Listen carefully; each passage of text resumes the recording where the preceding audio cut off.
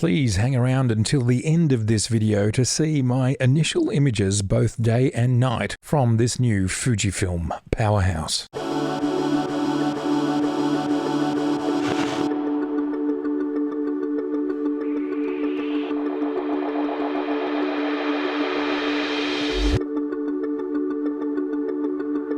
G'day everybody, it is so good to see you. Tonight we are out with the X-H2s. Look at that, we're in night mode. And we're going to just Matt Irwin style get Matt Irwin shots. So we are going to hit the graves, sent away. Why not? Okay, let's do it.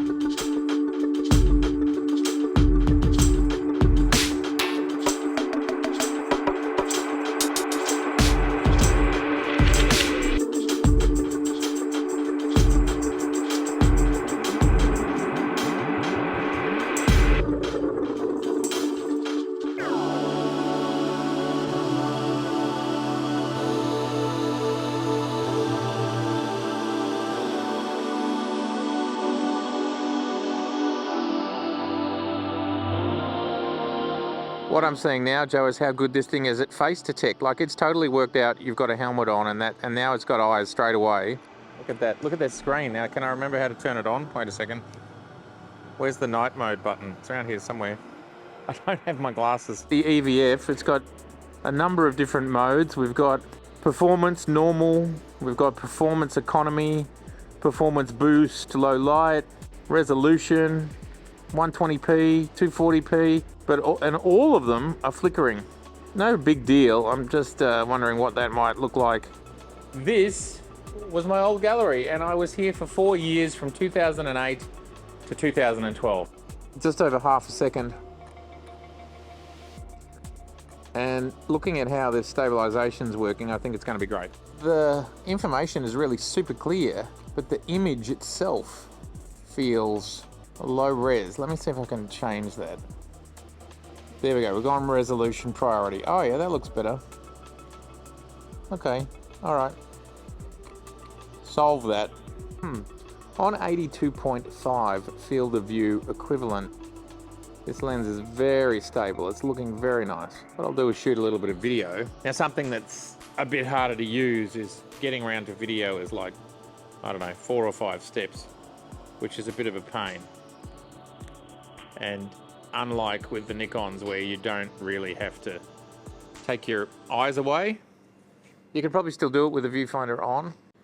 And we are shooting what's called open gate, which is using the entire frame at 6.2K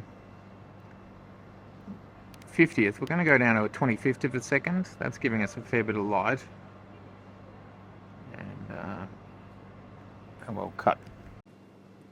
Just going to change the ISO. We'll take it up to something like 3200, which is something that the Z9, for example, is very relaxed.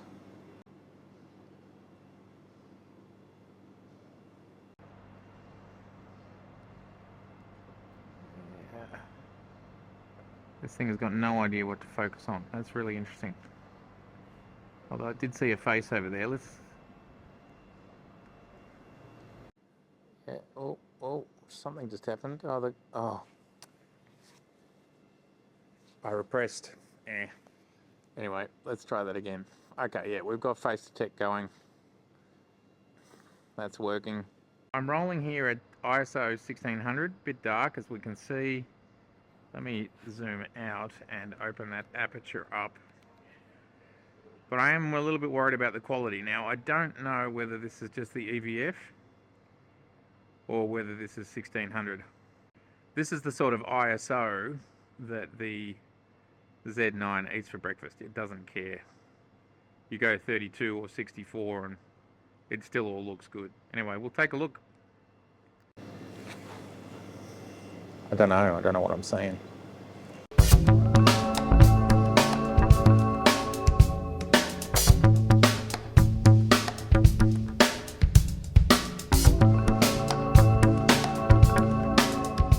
Yeah, so I think it's in video mode that we're not getting the in-body stabilization with this particular lens, whereas when we're in stills mode, we're getting the in-body image stabilization. So that's interesting to me. I need some other Fuji lenses to test this out. We'll keep going. We've definitely got way more stabilization when we're in stills. I wonder also if that's because I'm shooting in open gate 6.2. Maybe I should change to 4K and see what changes.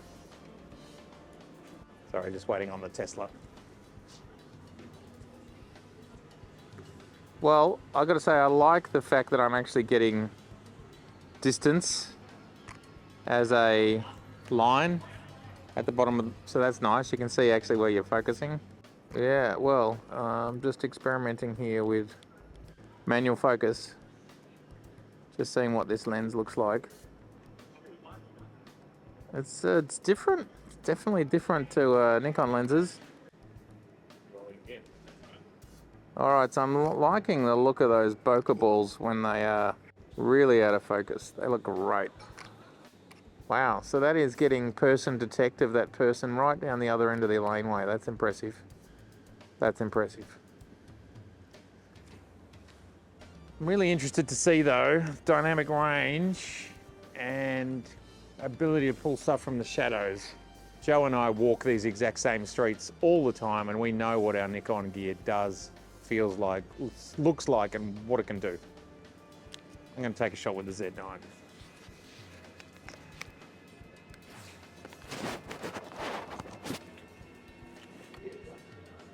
Yeah, wow, it's just different. That's interesting. I'm on the same ISO. Do you know what I reckon a Fuji are doing that makes it easier to read? Nikon are putting white on black and Fuji are doing something on a color. And I think it's just making it easier for the eye. I think the resolution's much the same.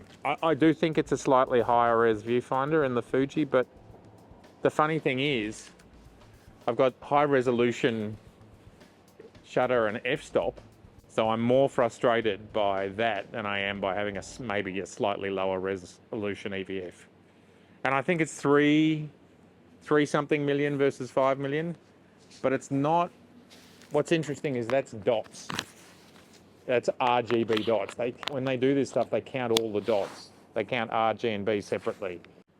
Yeah, it's really weird. The EVF looks like it's out of focus. I have a feeling it's not. And if I go over to stills, it'll change, right? Let me go over to stills. Got to do some looking at the files. These things are definitely lower res when you're shooting and you get higher res playback. Keep still for a second. Look at me.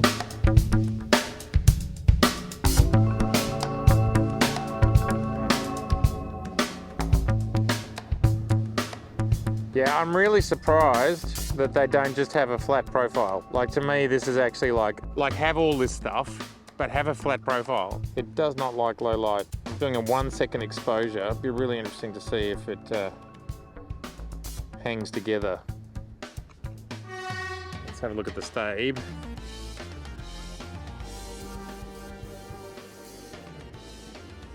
The files look way better. That's good at least. This is my first time out with the Fujifilm X-H2s. And let's be honest, I know absolutely nothing about Fuji.